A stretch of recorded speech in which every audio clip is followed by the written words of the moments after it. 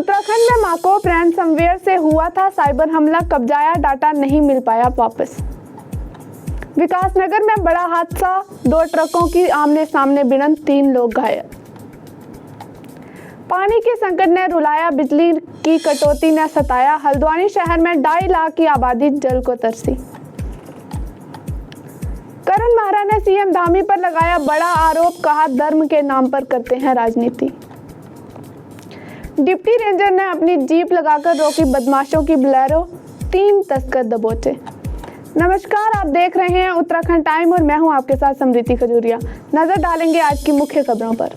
3 अक्टूबर को हुए साइबर हमले के कारण उत्तराखंड में 4 दिन तक सरकारी कामकाज ठप पड़ा था। अब इस हमले की विशेषज्ञों द्वारा पहचान कर ली गई है। उत्तराखंड में माकोप रैनसमवेयर से साइबर हमला किया गया था।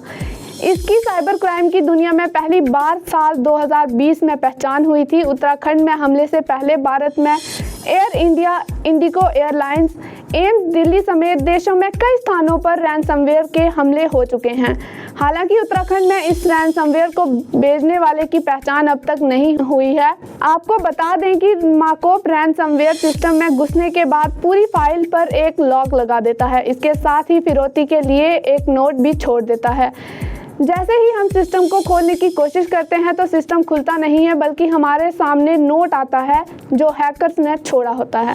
बताया जा रहा है कि इस रैनसमवेयर की जद में आया हुआ डाटा वापस मिलना बेहद मुश्किल है। इस डाटा का रिकवर होना लगभग असंभव है। हालांकि अभी तक ये पता नहीं लगा सका है कि साइबर हमला कहां से हुआ था।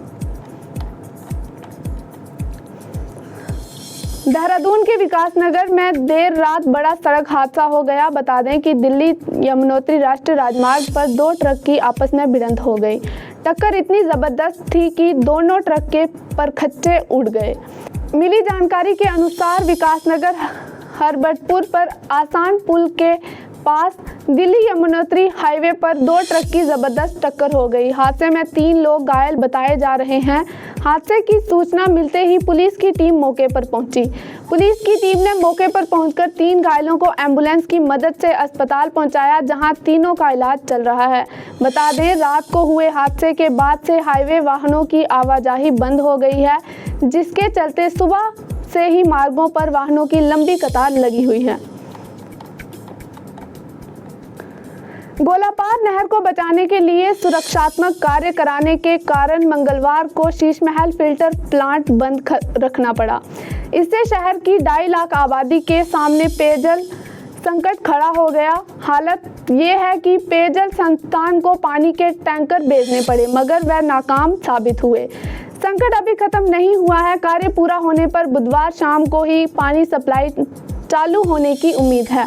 गोलापार नहर का करीब 40 मीटर हिस्सा बारिश के कारण खराब हो गया है। नहर से सटी भूमि की मिट्टी बहने से नहर असुरक्षित हो गई है। इस कारण नहर में पानी का प्रवाह का स्तर काफी कम कर दिया गया है। इस कारण प्लांट को जरूरत के हिसाब से पानी नहीं मिल पा रहा है। इस समस्या से निपटते और नहर को सुरक्षित करने के लिए सिंचाई विभाग सुरक्षात्मक कार्य कर रहा है। ये कार्य बीते मंगलवार सुबह से शुरू होकर देर रात तक चलता रहा।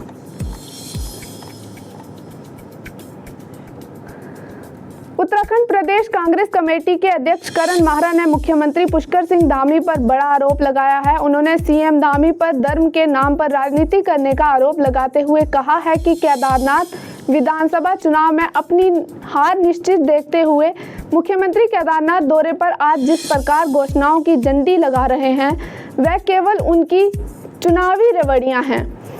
असल में भारतीय जनता पार्टी और मुख्यमंत्री पुष्कर सिंह धामी को केदारनाथ क्षेत्र की जनता की समस्याओं से दूर दूर तक कोई लेना देना नहीं है। करण माहरा ने सीएम धामी पर धर्म की राजनीति करने का आरोप लगाते हुए कहा कि इसी प्रकार प्रधानमंत्री नरेंद्र मोदी भी अपनी धार्मिक यात्रा पर उत्तराखंड आकर यहाँ भी बोली बाली जनता को छलने का काम करते रहे और अब पुष्कर सिंह धामी कोरी घोषणाओं की रेवड़ी बांटकर जनता की भावनाओं के साथ खेल रहे हैं।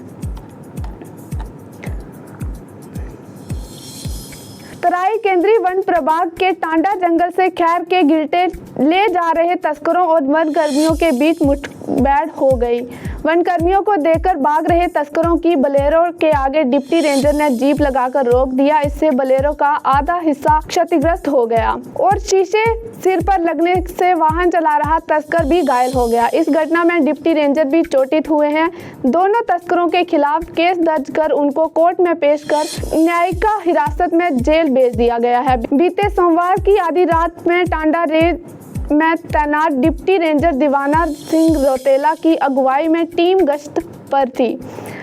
टीम हल्द्वानी रुद्रपुर रोड पर पत्थर चट्टा से टांडा की तरफ जा रही थी। रात करीब 2:15 बजे टीम प्लांट संख्या टांडा पर पहुंची तो वहां पर कुछ लोग बोलेरो में गिल्टे भर रहे थे। वन कर्मियों ने अपना वाहन लकड़ी भर रहे लोगों के वाहन के आगे खड़ा कर दिया। बाकी की तमाम खबरों के लिए जुड़े रहें हमारे साथ उत्तराखंड टाइम में। धन्यवाद।